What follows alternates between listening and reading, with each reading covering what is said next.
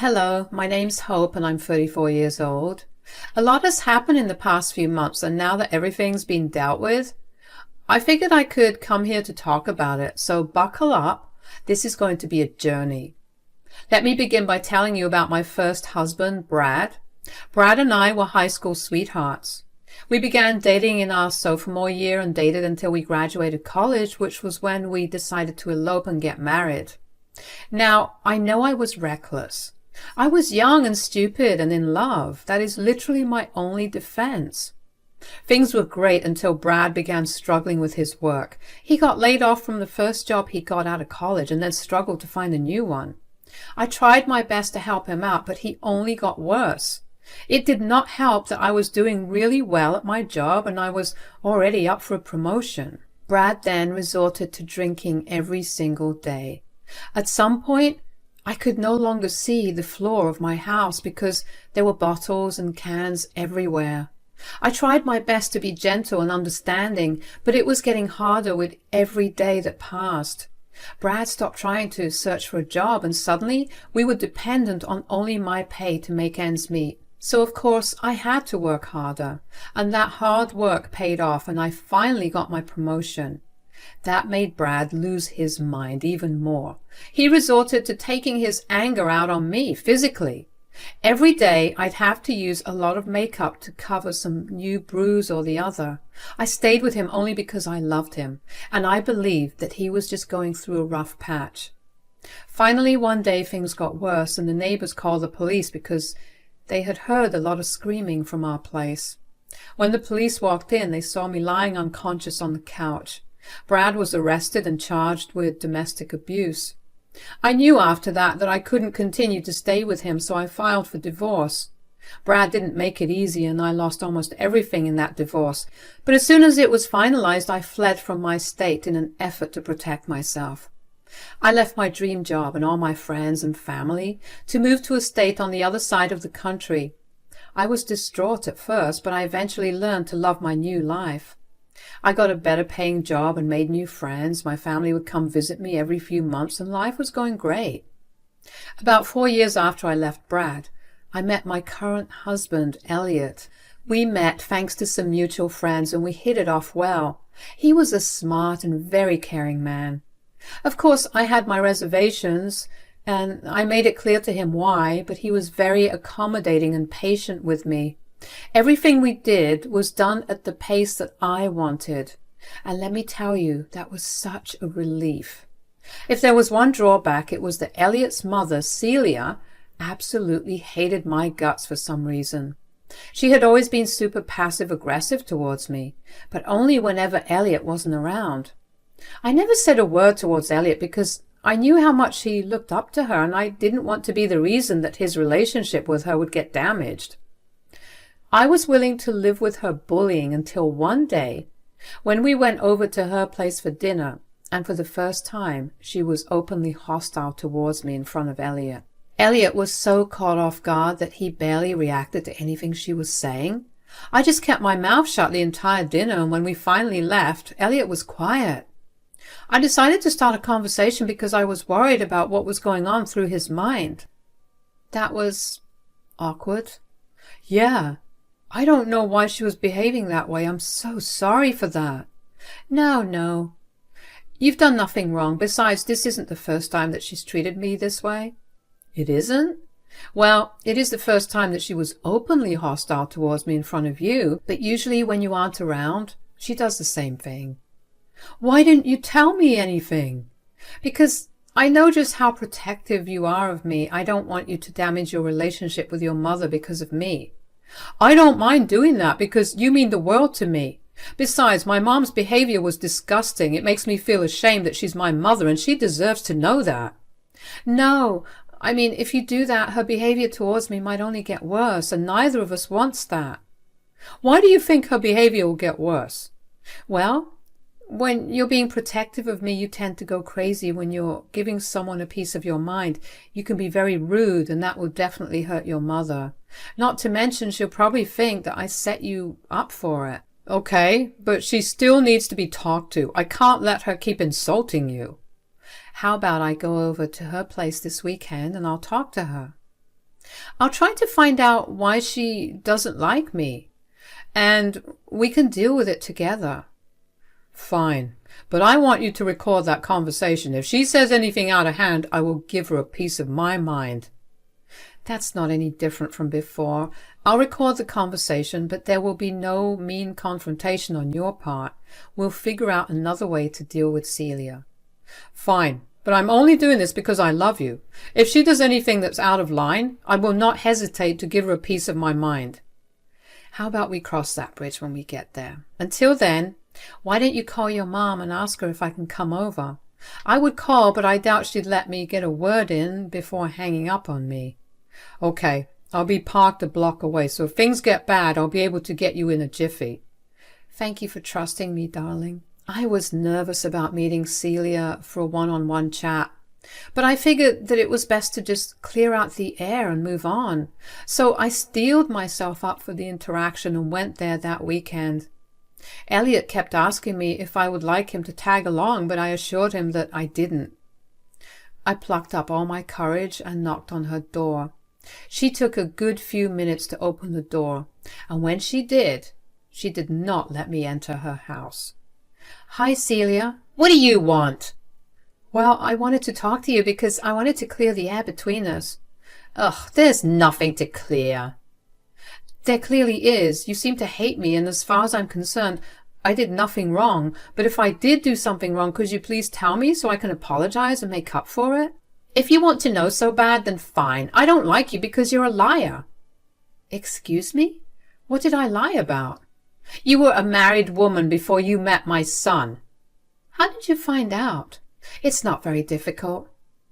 All it took was a little research on the internet and some asking around. Well, that's a little weird, but how did being married before make me a liar? Does my son know? Because I know for a fact that he would never go for a used woman. Wow, there's so much wrong with what you said, but I'm going to ignore it for now. Elliot is perfectly aware of my past and is very supportive of me. Even if he wasn't, it wouldn't be any of your concern. Liar. I just know that you somehow tricked Elliot into believing that you being a divorcee is okay. Don't think that I'm not onto you. I did none of that.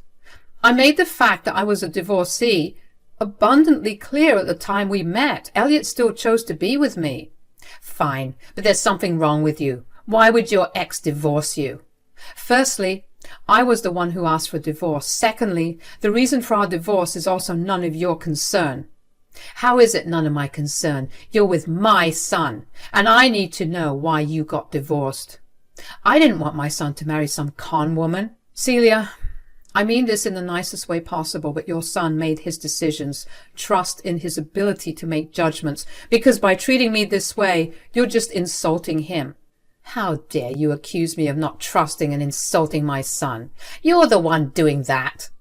Clearly this conversation is not going anywhere. You can believe whatever you want about me, but if you could please just be civil with me, that would be great. Don't try to con me. I will not let you get away with this so easily. I was so shocked by how Celia found out about my past.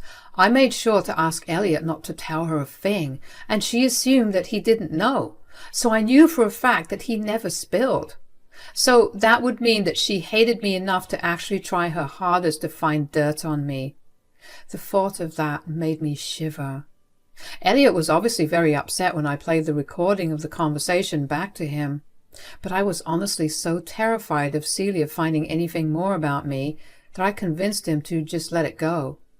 Elliot wanted to storm into his mother's house and put her in her place, but he recognized that that would probably endanger me, so he let it go. He did, however, go low contact with her for the next month and a half. During that time, Elliot treated me like a princess to make up for Celia's ill treatment of me. And to make things better, he even proposed. I was genuinely so happy because I knew that I met the perfect match for me, and that I was going to spend the rest of my life with him. Of course, we did not want to keep the news to ourselves, so the weekend after Elliot proposed to me, I convinced him that we needed to tell Celia about it because I didn't want any more drama. We went over to her place for dinner. Hi, Mom. Hi, sweetie. It's so good to finally see you after so long. Oh, yeah, the past few weeks have been crazy hectic with work and... And what? Elliot proposed. She said yes, we're getting married. What? Why? Because we love each other? I mean, what other reasons do people get married for? But you barely know her. Celia, we've been together for 3 years now. Yeah, I think I know her better than she knows herself. But she was married before this. Do you not think that there's a reason she got divorced? I don't think. There's a reason she got divorced. That's what I'm trying to warn you against. You don't know what you're getting into with this devil. You cut me off before I could finish saying what I wanted to say. I don't think there's a reason she got divorced because I know the reason. And you're still with her? Yes. You're being really disrespectful towards her. You better apologize. Why would I apologize when I know that she's tricking you? Why can't you see that all I want for you is the best? You can do so much better than her. That is enough. Hope has tried her best to deal with your insults and has always held me back from saying anything because she didn't want my relationship with you to get damaged. But you're being beyond disrespectful, and I want you to apologize to Hope, or I will not invite you to our wedding. You can't do that. I'm your mother. Apologize, or I will do that. Fine. I'm sorry for being so crass and rude, Hope. It's okay. I hope that we can develop a healthier relationship now. Just give me a chance and maybe you'll understand why Elliot wants to be with me. Yeah, I'm sorry I was so pig-headed about all this. I just want Elliot to be happy, and if he's happy with you, good. I was surprised that Celia caved so easily, and I wondered briefly if I was wrong for not letting Elliot interfere at the start. Clearly, she cared a lot about Elliot, so she was willing to let go of anything just to be in contact with him. Anyway, Celia's attitude towards me actually got better after that. She became really nice and welcoming. She treated me well and even helped pay for some costs of the wedding. I actually thought that our relationship was going in a better direction, and I was excited about it. Elliot and I's wedding was the best day of my life. It was amazing to be surrounded by family and friends and to be celebrated in that manner. Celia even called me the daughter she never had in her toast, and that made me cry a little. For the next year, Celia was an amazing mother-in-law. So when it came time for Elliot and I's first wedding anniversary, I enlisted her help with planning a party for us. She helped me book tickets to fly my parents out and invited all of the guests so Elliot and I had time to focus on us. I also wanted to surprise Elliot, so on the day of our anniversary, I went over to her place to get some old photos of us that we had kept there when we downsized to a smaller apartment. Imagine my shock when I saw my ex-husband Brad's car in Celia's driveway.